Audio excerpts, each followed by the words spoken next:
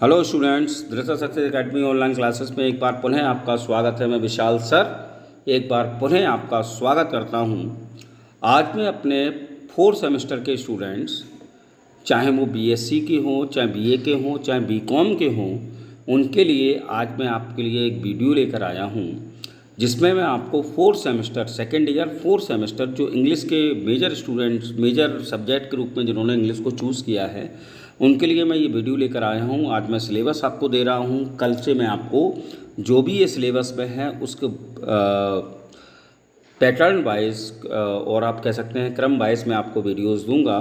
और आज हम लोग सिलेबस की बात करते हैं और सिलेबस में यूनिट नंबर फर्स्ट जो है उसका नाम है इंट्रोड्यूसिंग ट्रांसलेशन। और इसमें आपको 2 टॉपिक पढ़ने हैं। पहला टॉपिक है आपका a brief history and significance of translation in a multi linguistic and multi cultural society like India. Listen once again, a brief history and significance of translation in a multi linguistic and multi cultural society like India. और दूसरा topic आपको पढ़ना है literal translation versus free translation. Literal translation versus free translation, ये 2 unit आपको unit number first में पढ़नी है। यूनिट नंबर 2 आपका है जिसका नाम आपको दिया गया है using tools and technology for translation. Using tools of technology for translation, यानी कि जब भी हम कभी किसी भी मल्टी लिंग्विस्टिक लैंग्वेज जो है, चाहे वो इंडिया की हो या जैसे ये पेपर जो है आपको इंडियन लैंग्वेजेस के आधार पर है, तो जितनी भी इंडियन लैंग्वेजेस हैं जिसमें अच्छे अच्छे वर्क्स लिखे गए हैं, उसको जब ट्रांसलेट इंग्लिश में किया गया तो उसके लिए कौन सी टेक्नोलॉजी यूज की जाती है, कौन से टूल्स यूज किए जाते हैं, उसके बारे में है। तो इसमें आपको मेन टॉपिक पढ़ने हैं कंप्यूटर मोबाइल ट्रांसलेशन, सॉफ्टवेयर और translating different kinds of text with software और translating different kinds of text with differing levels of complexity and for translation. ठीक है ना।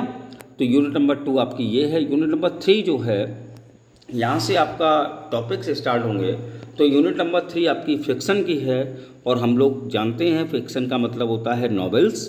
तो फिक्सन में पहला आपका जो नॉवेल है उसको लिखा है रविंद्रनाथ टैगोर ने, और उसका नाम है the home and the world.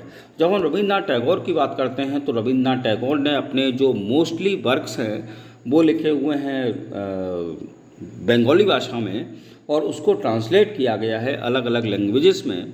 तो इसको जो ट्रांसलेट किया है उनका नाम है सुरेंद्रनाथ टैगोर जी ने, और जो राइटर हैं रविंद्रनाथ टैगोर, तो नाम है उस वर्क का the home and the world. अगला वर्क आपका है अमृता प्रीतम जी का, जिसका नाम है पिंजर। और पिंजर ये आपका इंडियन वर्ड है, और अगर इसको हम इंग्लिश ट्रांसलेट कर देते हैं तो उसका नाम है the skeleton and other stories. और इसको ट्रांसलेट किया है भारत के एक बहुत ही खूबसूरत राइटर, आप लोग 12th पास किए हैं तो 12th में खुशवंत सिंह जी का एक चैप्टर है आपका पोर्ट्रेट ऑफ अ लेडी, और उन्हीं खुशवंत सिंह ने इसको ट्रांसलेट किया है। और इसका पब्लिकेशन न्यू दिल्ली तारा प्रेस 2009 में हुआ। आप हम नाम ध्यान रखिए पिंजर, और नाम है मतलब इंग्लिश में जब उसको ट्रांसलेट करते हैं the skeleton and other stories. और उसका तो यूनिट नंबर 4 जो है वो है आपकी पोइट्री की, जिसमें जयशंकर प्रसाद जी, जो कि हिंदी के बहुत बड़े लेखक हैं, जयशंकर प्रसाद जी की जितनी तारीफ की जाए कम है। उनका एक बहुत ही मोस्ट फेवरेबल और आप कह सकते हैं सबसे ज़्यादा प्रसिद्ध वर्क्स में से एक है आंसू, और इसको इंग्लिश में जो नाम दिया गया है वो है द गार्डन ऑफ लोनलीनेस, जो कि उन्होंने अपनी वाइफ की डेथ के बाद लिखा था। आंसू बहुत अच्छी पोइम है ये, इसको दिया है, और इसको ट्रांसलेट किया है चार्ल्स S.J. वाइट, और इसका पब्लिकेशन हुआ था दिल्ली में मोतीलाल बनारसी दास 2006। ये आपका प्रेस का नाम है मोतीलाल बनारसी दास, और ईयर था 2006। और या ध्यान रखिए यूनिट नंबर 4 जो है वो या में है। या तो आप जयशंकर प्रसाद का आंसू पढ़ लिए, और या कबीर दास जी का the English writing of Kabir का the English writing of Rabindranath Tagore, जो कि 1994 में आया वॉल्यूम 1, और एडिशन इसको किया है शिशिर कुमार दास साहित्य अकेडमी वर्सेस 128125369। यानी कि या तो आप रविन्द्रनाथ टैगोर जयशंकर प्रसाद जी का आंसू पढ़िए, या कबीरदास जी की the English writing of Rabindranath Tagore के नाम से जिसको शिशिर कुमार दास साहित्य अकेडमी में इसको जो ट्रांसलेट करके लिखा गया, जिसमें कबीरदास जी की वर्सेस नंबर 1, 2, 8, 12, 53, 69 हैं, ये आपके सिलेबस में प्रेस्क्राइब्ड हैं। यूनिट नंबर 4 जो है वो आपकी शॉर्ट फिक्शन की है, जिसमें हमारे 2 वर्क्स हैं। एक तो भीष्म साहनी के द्वारा लिखा गया अमृतसर आ गया। बहुत खूबसूरत ये स्टोरी है at the time of independence. मैं आपको पढ़ाऊँगा ये सारी चीज़ें। तो भीष्म साहनी का अमृतसर आ गया, और दूसरा है महाश्वेता देवी, जिनकी एक पॉपुलैरिटी इस बात से रही है कि उन्होंने जो ट्राइबल जो पीपल हैं उनकी जो प्रॉब्लम्स होती हैं उनके लिए बहुत कुछ लिखा है। तो महाश्वेता देवी के द्वारा लिखा गया द हंट बहुत खूबसूरत सी एक शॉर्ट फिक्शन है, मैं आपको ये पढ़ाऊँगा। यूनिट नंबर 6 जो है वो उस यूनिट का नाम है ड्रामा, नाटक की यूनिट है, जिसमें 2 बहुत ही भारतीय सुंदर आप कह सकते हैं राइटर जो हैं, जिन्होंने बहुत खूबसूरत लिखा है। एक हैं आपके मोहन राकेश और दूसरे हैं विजय तेंदुलकर। मैंने आपको हिस्ट्री ऑफ इंग्लिश लिटरेचर जब मैंने पढ़ाया था तो मोहन राकेश और विजय तेंदुलकर दोनों के बारे में शॉर्ट वीडियोज़ दिए हैं।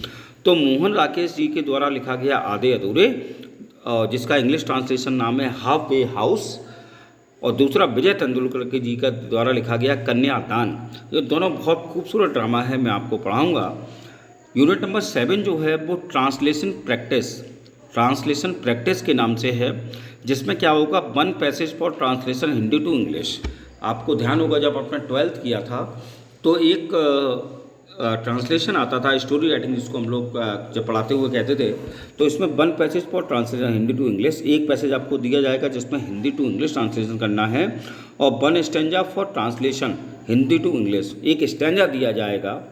एक पहले में एक पैसेज दिया जाएगा जिसको हिंदी टू इंग्लिश ट्रांसलेट करना होगा, दूसरे में एक स्टैंजा दिया जाएगा जिसमें हिंदी टू इंग्लिश ट्रांसलेशन करना है। और लास्ट आपका यूनिट है यूनिट नंबर 8, जिसमें ट्रांसलेशन प्रैक्टिस है। इसमें क्या होगा 1 passage for translation English to Hindi, यानी कि एक पैसेज आपका ऐसा दिया गया होगा जिसमें इंग्लिश लिखी होगी जिसको हिंदी में ट्रांसलेट करना होगा, और दूसरा जो है इसका पार्ट जिसमें एक स्टैंजा दिया होगा ट्रांसलेशन के लिए जिसमें इंग्लिश टू हिंदी करना होगा। तो ये 8 यूनिट आपकी प्रेस्क्राइब्ड हैं आपके सिलेबस में, और मैं आपको एक एक करके इन सारी जो यूनिट्स हैं उनको आपको पढ़ाऊँगा और बहुत अच्छे से वीडियो दूंगा आपको, जैसा मैंने हर बार किया है। आई होप आपको मेरा वीडियो पसंद आया होगा, और अगर आपको मेरा वीडियो पसंद आया हो तो प्लीज़ लाइक और सब्सक्राइब कीजिए, और अपने फ्रेंड्स को जो भी 4th यूनिट के स्टूडेंट हैं उनको अधिक से अधिक शेयर कीजिए। Thanks for watching. जय हिंद, जय भारत।